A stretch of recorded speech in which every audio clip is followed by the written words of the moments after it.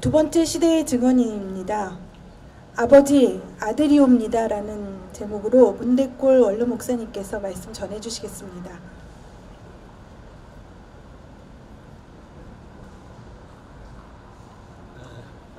남누리 북누리 하나 되는 날 올 것 같습니까?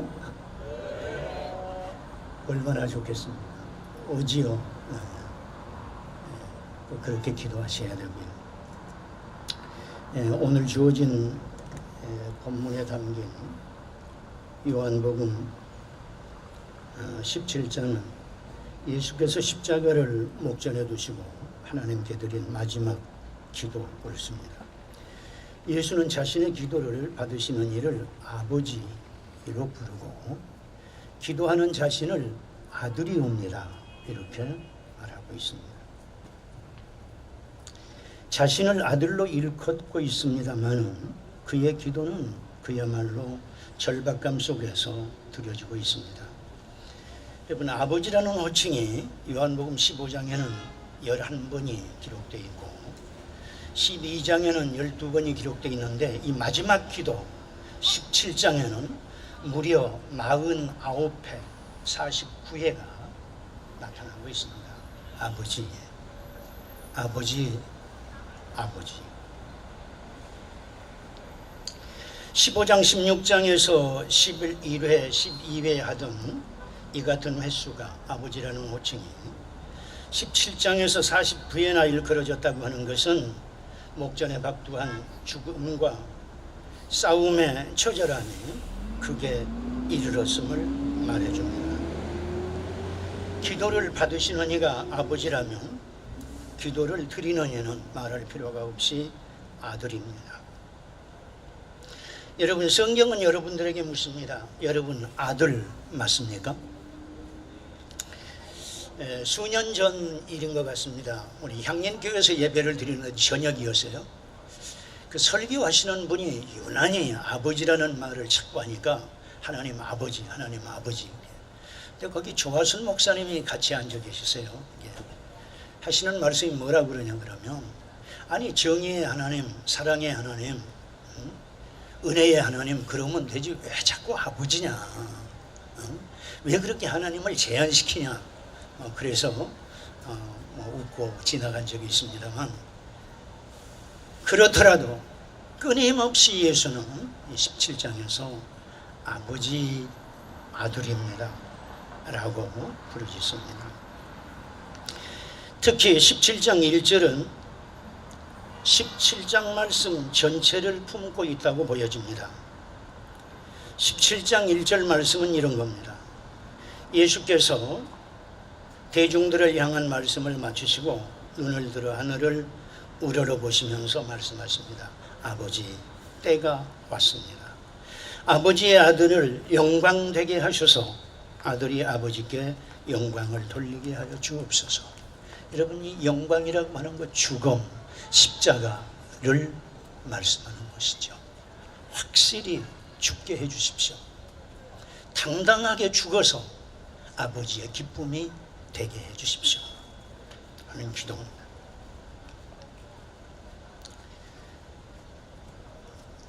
반복되어지는 아버지의 호명의 내용을 말씀드릴 필요는 없다고 생각합니다. 이 같은 예수의 기도에 나타나는 아버지의 호칭은 하나님과 자신과 하나님을 여러분 동화시키고 있는 것입니다. 이제까지 야훼는 죄를 밝히는 이시고 찾는 이시고 심판하는 이시고 죽이는 이신데, 그리고 의인은 상 주시고 복 주시는 분이신데 절대의 처소에서 절대의 힘으로 될 놈과 안 될 놈을 구별하시는 분이신데, 그런데 본문에 나타나는 예수의 하나님은 시종일관 아주 절렬한 심정으로 부르시는 아버지, 아버지십니다. 오늘 설교자는 본문을 통해서 예수의 생의 고백을 듣습니다. 아버지, 아들이옵니다. 여러분 아버지를 불러본 적이 있습니까? 여러분 아들이라고 하는 자기 고백을 분명히 해보신 적이 있습니까? 나는 이제 더 이상 세상에 있지 않으나 그들은 세상에 있습니다. 나는 아버지께로 갑니다. 거룩하신 아버지, 아버지께서 내게 주신 아버지의 이름으로 그들을 지켜주셔서 우리가 하나인 것 같이, 우리가가 누굽니까?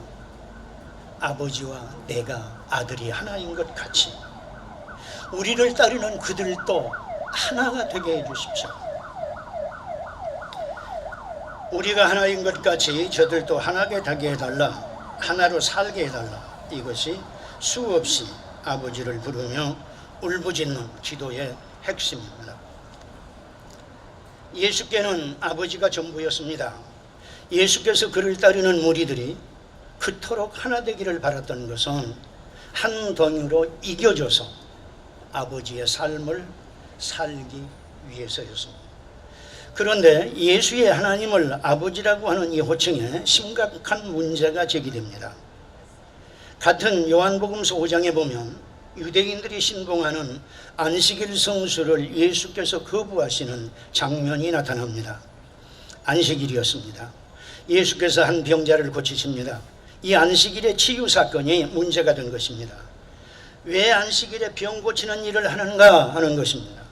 이 일로 해서 예수는 유대인들로부터 심한 박해를 받게 됩니다. 도대체 그대는 어찌하여 안식일에 그 같은 범법 행위를 자행하는가? 예수는 대답합니다. 내 아버지께서 이제까지 일하고 계시니 나도 일한다. 여러분, 예수의 이 대답은 엄청난 문제를 키워버렸습니다. 문제를 아주 엄청나게 키워버린 겁니다. 5장 18절 기록은 이렇습니다. 유대 사람들은 이 말 때문에 더욱더 예수를 죽이려고 했다. 그것은 예수께서 안식일을 범하였을 뿐만 아니라 하나님을 자기 아버지라 불러서 자기 하나님과 동등된 위치에 놓으셨기 때문이다. 아버지 아들이옵니다 하는 이 말은 유대를 흔드는 반동선언입니다. 하나님을 아버지라 부르는 이 선언은 이스라엘의 등뼈가 되어 있는 제사의식을 폐하고 모세의 율례를 초월합니다. 제사장도 율법사도 바닥살이들과 전혀 유다를 것이 없습니다. 그러나 하나님을 아버지라 부르는 자는 묵과하거나 좌시할 수가 없었습니다. 그것이 서기관들이요 제사장들이요 바리새인들이었습니다. 유대 사람들은 더욱더 예수를 죽이려고 한 것이죠. 아버지라는 그리고 아들이라는 이 호령들은 무엇을 의미하는 것입니까? 호칭들은 무엇을 의미하는 것입니까? 아버지다, 아들이다 라고 하는 이 호칭은 도대체 무엇을 의미하는 것일까요? 신학적인 표현을 빈다면 자주 하는 자입니다. 스스로 있는 자입니다. 스스로 하는 자입니다. 좀 더 종교적인 표현을 믿는다면, 말씀드린다면 제대로 하는 자입니다. 여러분, 제대로가 뭡니까? 나대로입니다. 하늘이 내게 주신 대로입니다. 어떤 놈도 거기 손댈 수가 없습니다. 이것이 아버지와 아들이라고 하는 말이 우리에게 주는 교훈입니다.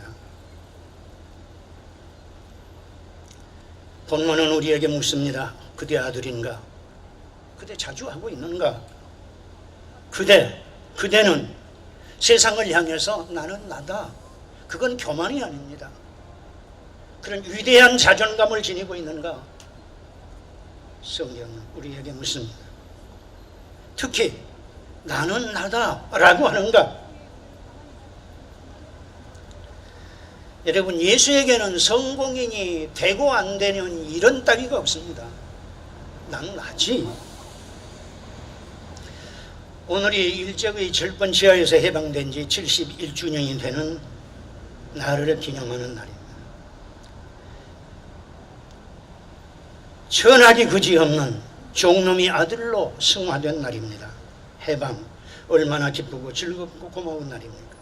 미국의 자유주의자이고 시민 불복종 운동의 선구자였던 데이빗 소로는 생의 최대의 비극은 누군가의 간섭 아래 있는 것이다 라고 했습니다.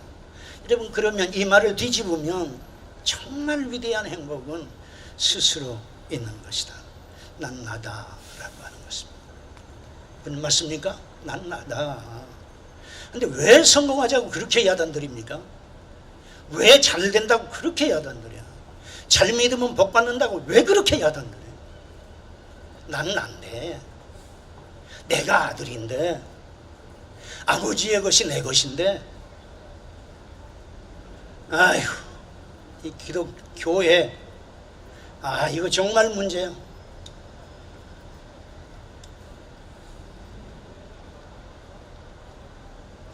예수께서 관심을 가지셨던 사람들의 예수께 대한 70가지의 이야기를 묶은 갈릴리 지불 안에 사람의 아들 예수라고 하는 책이 있습니다. 여러분 모두 보셨죠?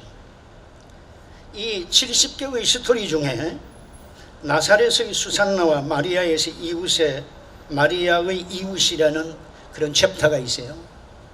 근데 그 내용이 이런 겁니다. 어떤 노인이 한 번은 나사렛에 왔습니다. 예수의 마을에 왔어요. 예수가 10살 되었는데 로상에서 보았는데 표정이 너무 좋아요.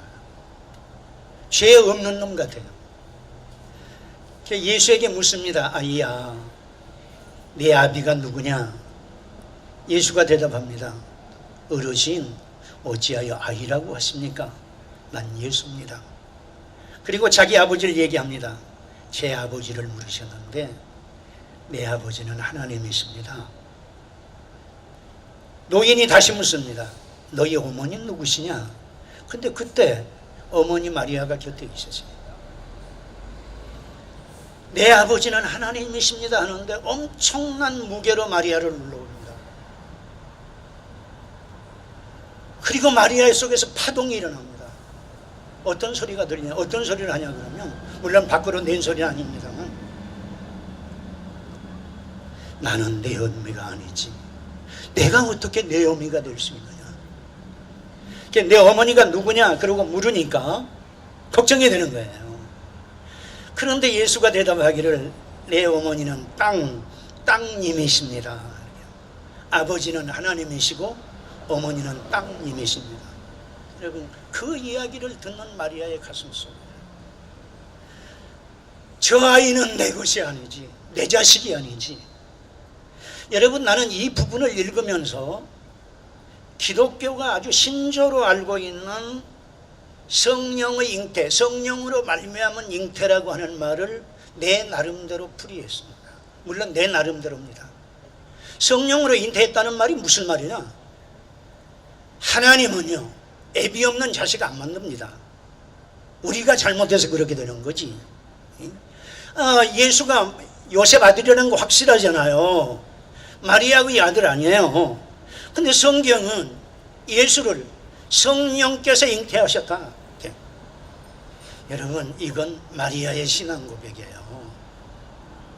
감히 내가 어떻게 너를 아들이라고 할 수 있겠냐? 감히 내가 어떻게 내 어미라고 할 수 있겠냐? 내 태를 열고 나를 찾아 들어온 아이야. 그리고 그 다음에 하는 고백이 뭐냐 그러면 내가 내 어미가 되고 싶구나. 여러분, 이게 성령으로 잉태했다고 하는 이 기사의 답 아닙니까? 이건 내 아들이 아니지. 난 도저히 내 아들일 수 없다. 내가 어떻게 이놈의 애미가 되냐? 그런데 마지막 얘기가 그런 거였어요. 아들아, 나 내 어미가 되고 싶다. 여기 여성도 여러분, 그래야 되는 거 아닙니까? 다 여러분 예수 어머니들 아닙니까?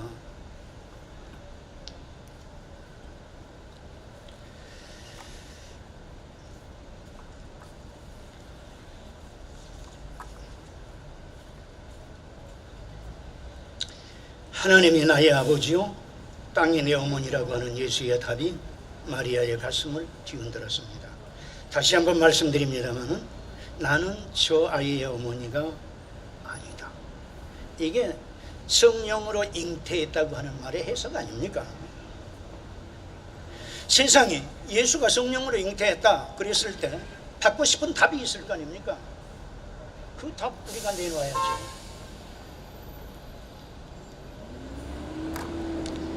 마리아가 놀란 것은 이제까지 상벌주의자로 믿었던 여호와를 아들 예수가 아무 거리낌 없이 아버지로 부르는 사실 때문이었습니다.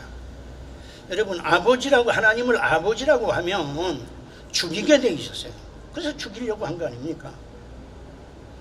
그런데 어떤 경우에도 야훼 하나님은 예수에게 아버지입니다. 그런데 이 하나님을 아버지라 부르는 예수를 바라보면서 마리아의 저 깊은 곳에서 아이야, 내가 내 어미가 되고 싶다. 이건 마리아의 가슴 속에 위대한 생명의 씨앗이 있었기 때문이 아닙니까? 여러분, 신학적인 말로 한다면 아버지와 아들이요 하는 관계는 자주하고 자유하는 관계입니다. 아버지, 아들이옵니다. 자유의 선언입니다. 아들이란 자주하는 자요, 예수가 말하는 아버지란 자주케 하시는 분이 있습니다. 종이 아니라는 말입니다. 아들은 주인이기 때문에 그렇습니다. 아들은 주인이기 때문에 그렇습니다. 파리로에 대한 말씀을 잠깐 드리겠습니다. 먼저 우리에게 파리로라고 하는 건 뭐냐?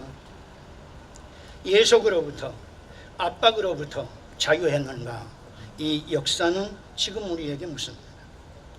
1958년 바로로 사상계에 함석헌은 생각하는 백성이라야 산다라고 하는 제목의 글을 썼습니다. 그 글 속에서 함석헌이 해방 문제를 언급합니다. 해방이라니, 그래도 일본 놈이 있을 때는, 그때는 주인이 하나여서 부모 처자가 한 주인을 섬기며 한 집에서 종살이를 했다. 그런데 지금은 주인이 둘셋이 됐고 부모 처자가 남북으로 갈려져 버렸다. 해방은 무슨 해방이냐? 북은 남을 향해서 미국 제국주의 앞잡이 괴뢰 꼭두각시라고 하고, 남은 북을 향해서 오랑캐 빨갱이 적색분자라고 한다. 이제 있는 것은 나라가 아니고 괴뢰 집단이요 빨갱이지, 우리는 나라가 없다. 함석헌이 이 글로 화를 입어서 서대문 형무소에 수감돼서 20일 동안 옥살이를 합니다. 함석헌은 그 20일을 참선하는 날이었다고 했습니다. 우리가 해방된 것입니까? 지금 사드 문제가 온 나라에 누란의 위기가 되고 있습니다. 사드 문제에 대해서는 조금 전에 우리 김종일 대표께서 너무 자세한 말씀을 해주셨기 때문에 더 언급하지 않겠습니다. 또 실제로 제게 사드 문제를 언급할 수 있는 전문적인 지식은 말할 것도 없고 튼튼한 지식마저도 없습니다. 그러나 하나 여러분 소개해드리고 싶은 게 있어요. 어제 한겨레 신문 17면에 여러분 자타가 공인하는 군사문제 전문가 정의당의 김종대 의원이 쓴 보고서 진실인가, 보고서 어느 것이 진실인가 하는 이름으로 17면 전면에 쓴 글이 있습니다. 아주 정성들에게 읽었습니다. 그간에 사드에 대한 언급들이 다 걸러서 여기 담겼다 싶을 만큼 확실합니다.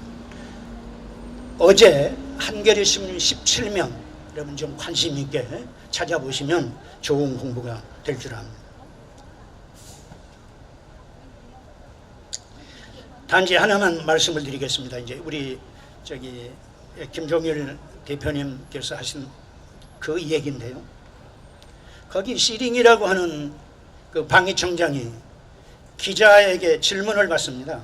기자가 뭐라고 질문하냐 그러면 북한의 핵 문제가 정확하게 해결이 되면 성주에 사드 철수할 수 있습니까? 이렇게 묻습니다. 그러니까 이 방위청장이라는 놈이 그건 제가 대답할 말이 아닙니다. 북한 핵 때문에 사드 오는 거 아니죠. 함석헌은 분명히 우리는 나라 없는 백성이라고 했습니다. 함석헌 선생이 나라 없는 백성이라고 했을 때의 그때 여러분 그때는 이제도 계속되고 있습니다. 이제도 우리는 나라 없는 백성으로 살고 있습니다. 이게 현상 아닙니까? 여러분 자유합니까? 여러분 자주합니까?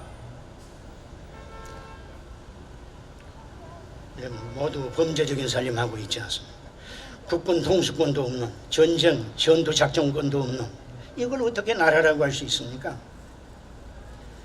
8.15를 맞는 우리에게 절대의 과제가 있습니다.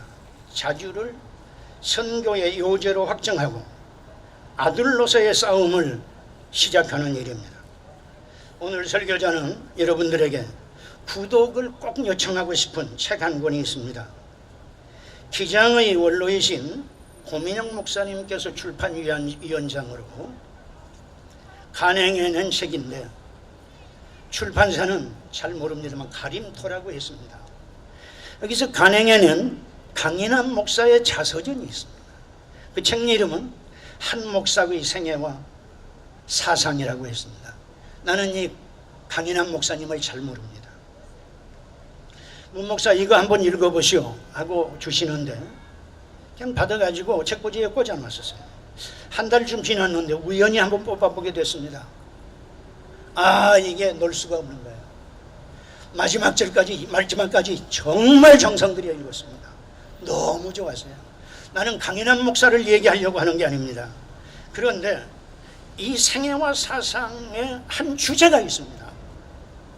이것은 강인한 목사의 생애 목표기도 했는데, 이게 뭐냐? 나는 나대로 산다. 자주라고 하는 거. 그게 처음부터 끝까지 꽉 차 있어요. 내중에 들어보니까 강인한 목사님에 대해서 뭐 이러쿵저러쿵 얘기하는 이들도 있습니다만은, 감히 그가 어쨌든 하늘에 대한 어떤 고백 때문에 목숨을 내던졌는데 감히 누가 뭐라고 할 수 있습니까? 이 강인한 목사님의 자서전인 사상과 생애가 우리에게 주는 게 딱 한마디입니다. 아, 이건 정말 내가 강인한 목사님에게서 배웠어야 하는 건데 모르고 살았구나. 아, 죄송한 감이 있어요. 핵심이 뭐냐? 자주인데, 여러분 그 글을 읽고 제가 받은 감동이 이런 정도입니다. 강인한 목사님의 사상과 생애를 읽지 않고 자주라는 말 함부로 하지 마라. 아, 여러분 자주는 위대한 겁니다. 자주. 마치겠습니다.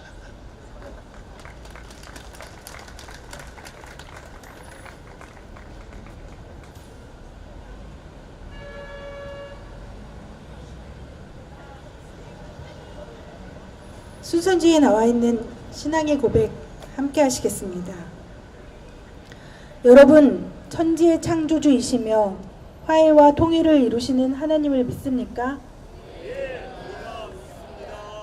여러분은 한반도의 분단을 아파하며 평화로 이끄시는 예수 그리스도를 믿습니까? 여러분은 예수 그리스도의 나심과 삶, 죽으심과 부활하심을 통해 드러난 하나님의 지극한 사랑이 끝내 이 민족을 평화통일로 인도하실 것이라 믿습니까? 여러분들은 창조의 영이시며 화해의 영이신 성령께서 여러분을 평화의 사도로 세우실 뿐만 아니라 하나님의 나라를 실현하도록 이끌고 계심을 믿습니까? 이 시간에는 사드 배치 반대와 한반도 평화 통일을 위한 봉헌을 하도록 하겠습니다.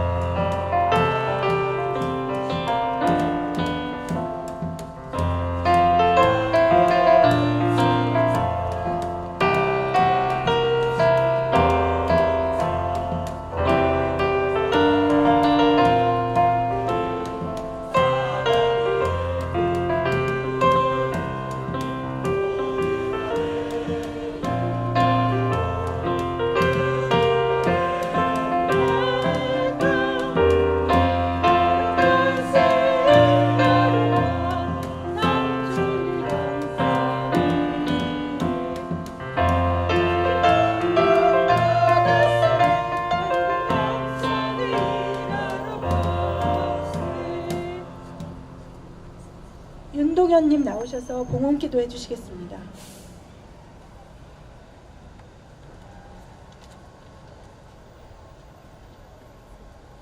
봉헌 기도 드리겠습니다.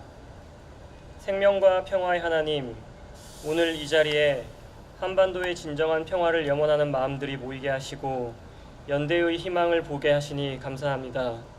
지금 한반도는 또다시 불안이 고조되고 있습니다.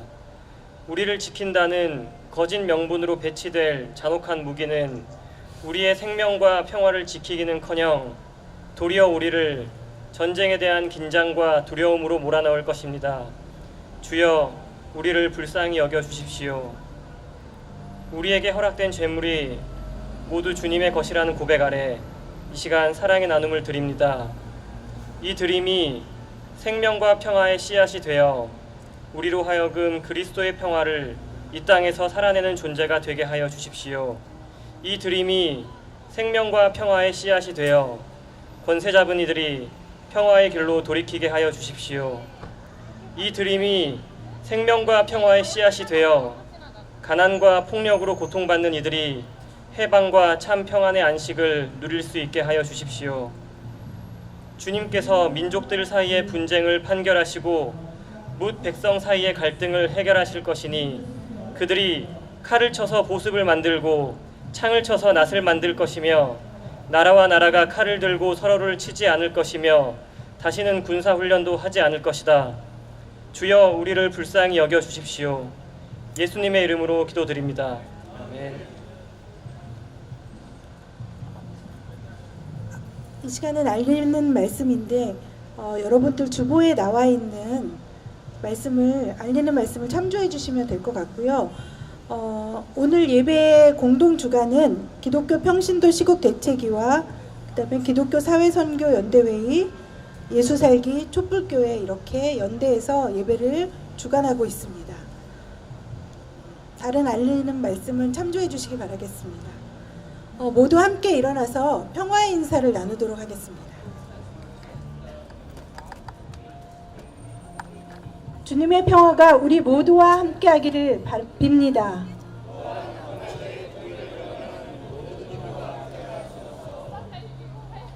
이 시간에는 순서지에 나와 있는 선언문 낭독을 이은수님과 김광택님께서 저희를 대표해서 해주시겠습니다.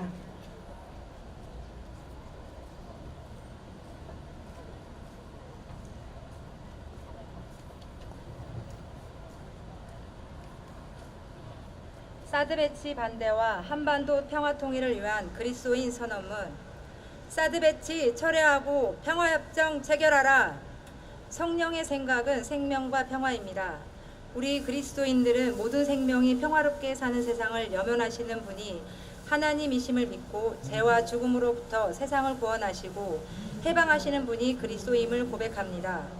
아울러 생명평화의 영이신 성령께서 분단의 고통에서 우리 민족을 해방시키고 통일의 길을 열어 가실 것을 믿으며 한반도의 평화적 통일을 성취하는 것이 우리 그리스도인들의 역사적 소명임을 고백합니다. 해방의 기쁨이 곧 분단의 아픔이 된 지 오늘로 72년이 되었습니다. 한민족은 일제 식민지 억압으로부터 해방되었으나 자주적인 통일국가를 수립하지 못한 채 지금까지 분단의 고통 속에서 신음하고 있습니다. 우리는 전시작전권은 미국에 바치고 해마다 막대한 예산으로 미국의 무기를 사들이며 매년 대규모 군사훈련을 통해 한반도와 동북아의 긴장을 불러일으키고 있는 세력이 누구인지 주목하고 있습니다. 또한 남북의 신뢰로 이루어진 개성공단을 일방적으로 폐쇄하고 한미일 삼각 군사동맹 체제 구축을 위해 한일 정보보호협정을 추진하고 미국의 대중국 대러시아 군사무기인 사드를 배치하겠다는 세력에게 우리나라의 미래를 맡길 수 없습니다. 사드 한국 배치 결정은 한반도를 둘러싼 동북아의 긴장을 고조시키고 있으며 한반도의 평화는 물론 동북아의 평화를 위협하고 나아가 인류 평화에도 먹구름을 들이우고 있습니다. 사드 배치 지역은 상대방의 집중 타격 1순위로 떠오르고 있어 유사시에도 치명적인 타격을 입을 것으로 보입니다. 사드 배치로 인해 중국의 무역 장벽도 더욱 강화되고 있으며 제재 조치가 진행되고 있습니다. 이는 심각한 외교, 경제, 안보 문제로 비화될 수 있습니다. 우리는 분단을 부착시킴으로 민족의 역사를 배반하고 자신들의 이득만 챙기는 세력들에게 경고합니다. 분단 고착 세력들은 통일 비용을 과대포장 비판하면서 국민들의 통일 의욕을 꺾고 흡수 통일을 주장하여 남북 간의 긴장을 높이며 북한에 대한 증오와 대결을 부추기고 있습니다.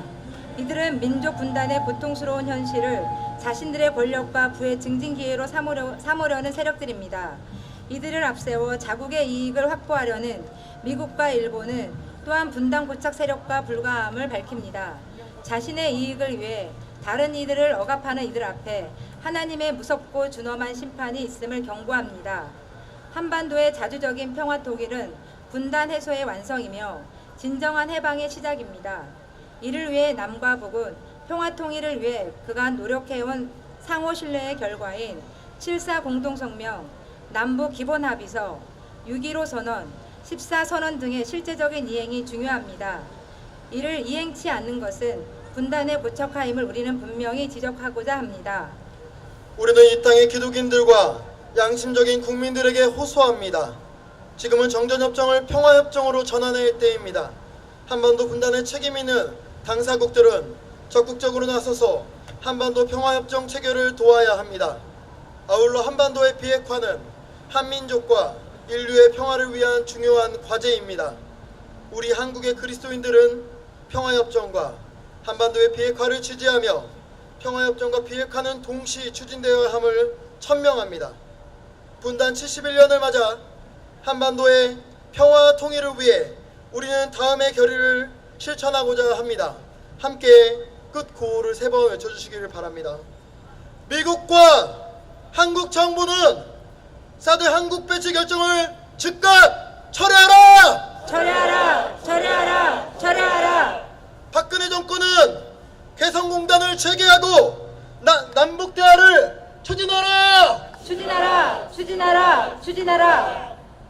한미일 군사훈련을 즉각 중단하고 한일 정보 보호협정을 철회하라! 철회하라! 철회하라! 철회하라! 미국과 한국 정부는 한반도 비핵화와 평화협정을 즉각 체결하라! 체결하라! 체결하라! 체결하라! 2016년 8월 14일 사드 배치 반대와 한반도 평화 통일을 위한 광복절 연합기도회 참석자 율동.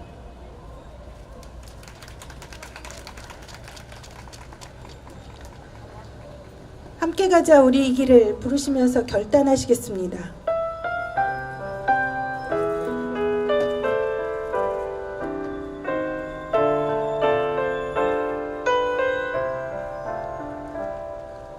함께 가자 우리 이 길을 투쟁 속이 동지 모아 함께 가자 우리 동지의 손 맞잡고 가로질러 늘 바산이라며 어디로 잡아가주고 사나운 파도 바라며 거기 없이 건너주자. 해 떨어져도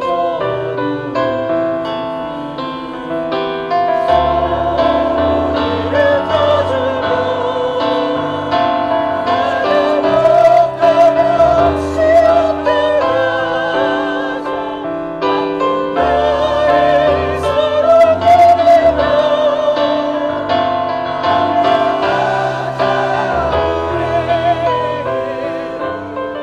마침내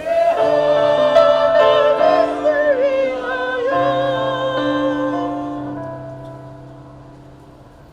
순서지에 있는 파송의 말씀 다 같이 하시겠습니다. 진정한 해방과 통일을 염원하는 성도 여러분, 이제 세상으로 나아가십시다. 복음의 말씀을 들었으니 참 자유인답게 사십시오. 여러분은 칼을 쳐서 보습을 만드십시오. 힘으로 경쟁하는 거짓 평화가 아닌 참 평화의 주님을 따라 분단된 한반도의 통일을 위해 일어나십시오. 하나님께서 언제나 우리와 함께 하실 것입니다.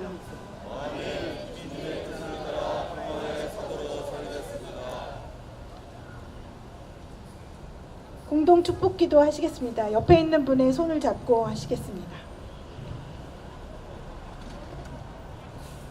주님의 이름으로 축복합니다.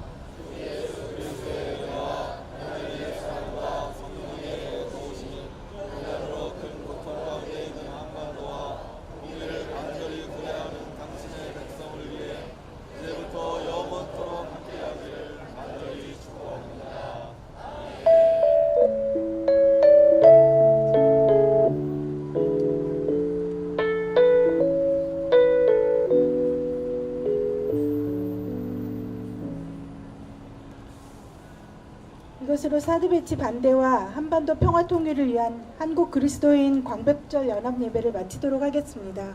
모두 수고하셨습니다. 지금 이 자리를 만들기 위해서 여기 자리를 배치하느라고 애쓰셨거든요. 정리는 여러분들과 같이 해주시면 좋겠습니다. 그리고 주변에 있는 쓰레기와 그리고 나머지 것들을 좀 정리해 주시면 훨씬 아름다운 자리가 될 수 있을 것 같습니다. 감사합니다.